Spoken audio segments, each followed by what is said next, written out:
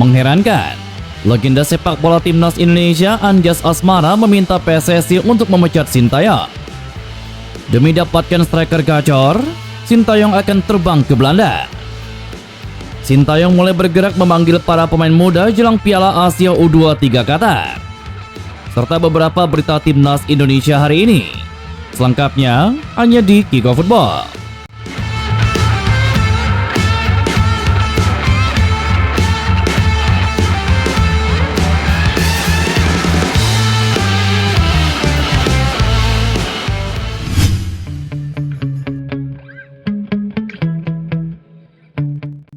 Legenda sepak bola timnas Indonesia Anjas Asmara menilai ada baiknya PSSI memecat Sintayong dari kursi pelatih skuad Garuda.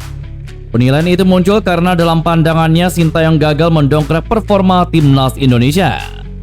Kontrak Sintayong bersama timnas Indonesia berakhir pada 30 Juni 2024. Sejauh ini banyak pecinta sepak bola tanah air yang berharap PSSI segera memperpanjang kontrak pelatih 53 tahun tersebut. Pecinta sepak bola nasional melihat Sintayong telah memberikan progres yang optimal kepada timnas Indonesia. Sebut saja meloloskan timnas Indonesia untuk pertama kalinya ke fase gugur Piala Asia hingga mendongkrak ranking FIFA skuad Garuda. Namun saudara, hasil di atas belum cukup membuat puas Anjas Asmara, sang legenda timnas Indonesia di era 1970-an tersebut. Dalam wawancaranya dengan pengamat sepak bola tanah air Tommy Welly, Anjas Asmara mengatakan belum cukup puas dengan kualitas Sintayong menangani timnas Indonesia. Apa yang dikerjakan Sintayong selama 4 tahun ini? Minta naturalisasi sudah diberikan, tapi permainan membosankan, malah parkir bus. Dia nggak bisa membuat anak-anak kita bikin gol, malah kebobolan gol yang banyak. Ini semua salah Sintayong. Sesumber sudah level Asia, tapi kalahan terus. Menangnya cuma dari tim kacangan ASEAN. Sebagai mantan pemain timnas, saya kecewa dengan 4 gol lipatnya Sintayong. Cukup sudah, jangan mau dibodoh-bodohi lagi. Segera saja PSSI cari pelatih lain yang benar-benar mampu melatih timnas, dan bukan yang sibuk main iklan saja. Jelas Anjas Asmara. Pelatih timnas Indonesia Sintayong siap terbang ke Belanda dan negara lain untuk mencari penyerang keturunan. Hal itu dilakukan Sintayong untuk mendongkrak daya gedor timnas Indonesia yang belum terlalu kelihatan saat ini. Di Piala Asia 2023, timnas Indonesia diperkuat 5 penyerang. Sebut saja nama seperti Ramadan Sananta, Rafael Struijk, Dimas Derajat, Dendi Sulistiawan, dan Hoki Caraka. Dari 5 penyerang di atas, 3 pemain diantaranya sempat diturunkan, yakni Rafael Struijk, Hoki Caraka, dan Dimas Derajat. Sayangnya tidak ada satupun dari mereka yang berhasil mencetak gol. Secara permainan, khususnya saat melawan Australia, kualitas timnas Indonesia sangat baik, namun minusnya dalam penyelesaian akhir. Karena itu banyak pecinta sepak bola tanah air yang mendorong PSSI untuk mencari penyerang keturunan di luar negeri. Memang komposisi penyerang masih menjadi masalah. Saat ini saya sudah berdiskusi dengan Pak Eri agar kita bisa dapat pemain baru yang lebih kuat. Mungkin saya akan terbang ke Belanda atau negara manapun untuk mencari pemain-pemain berdarah Indonesia. Jadi itu salah satu solusi untuk melengkapi pemain di posisi penyerang. Jelas Sintayong. Saat ini ada penyerang FC Utrecht yakni Oleh Romeni yang memiliki darah Indonesia.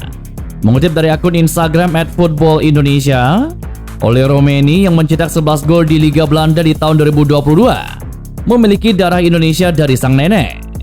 Selain Oleh Romeni, ada Dean Zandbergen dari klub Sparta Rotterdam dan Delano Ladan dari klub Top Os, penyerang yang memiliki darah Indonesia.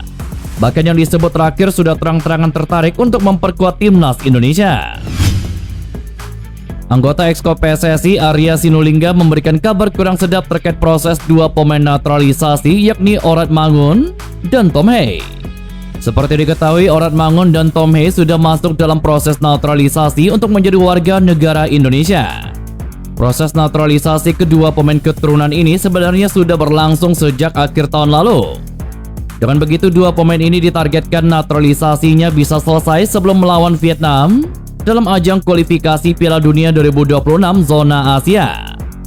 Untuk menghadapi ini, tentu akan sangat bagus buat Sintayong apabila naturalisasi kedua pemain ini bisa selesai. Namun saat kabar baik yang ditunggu justru yang datang kabar kurang menyenangkan. Arya Sinulinga mengatakan bahwa untuk proses naturalisasi Ragnar Oratmangun dan Tom Hei sudah selesai di pemerintah. Akan tetapi permasalahannya saat ini ke tahap proses selanjutnya. Arya mengatakan bahwa permasalahan karena DPR RI telah menutup masa persidangan 3 tahun 2023-2024 pada Selasa kemarin. Dalam persidangan itu dipastikan masa reses DPR akan berlangsung mulai hari ini hingga Senin 4 Maret 2024 mendatang. Dengan begitu, proses naturalisasi Tom Hei dan Oratmangun yang seharusnya sudah masuk ke DPR RI harus terhenti. Pasalnya DPR RI masa reses, sehingga tidak ada yang bisa disalahkan. Situasi ini tentu saja membuat Tom Hei dan Oratmangun terancam tidak bisa membela timnas Indonesia melawan timnas Vietnam nantinya. Pasalnya waktu untuk melanjutkan proses akan sangat mepet. Tentu saja ini membutuhkan banyak waktu untuk proses naturalisasi ini.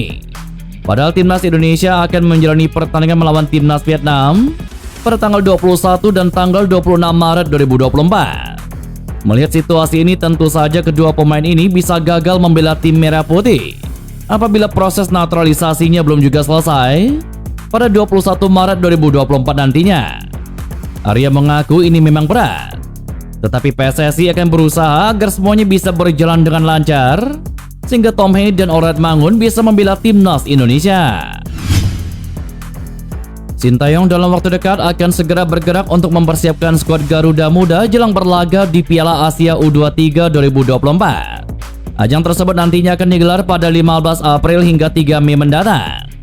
Jelang turun di turnamen ini, pemusatan latihan akan segera digelar dan diperkirakan akan memakan waktu hingga sebulan. Kondisi ini membuat PSSI harus berkomunikasi dengan intens dengan PT Liga Indonesia Baru selaku operator kompetisi. Hendry Irawan menjelaskan Sintayong sudah memberikan gambaran pemain yang dipanggil ke TC nanti. Dua tim yakni Persija dan Borneo FC menjadi salah satu tim terbanyak dengan 4 hingga 5 pemain yang akan dibawa. Nantinya pemain yang sudah dipilih Sintayong akan coba dikomunikasikan dengan klub. Hal ini harus segera dicarikan solusi agar Liga 1 saat Piala Asia U23 digelar sedang dalam masa kritis untuk perebutan juara. Diharapkan ada jalan tengah agar persiapan skuad Garuda Muda dan Liga 1 berjalan lancar. Selain itu, pemanggilan pemain abroad juga akan cukup sulit karena turnamen ini tidak masuk dalam kalender FIFA dan klub memiliki hak untuk tidak melepas pemain.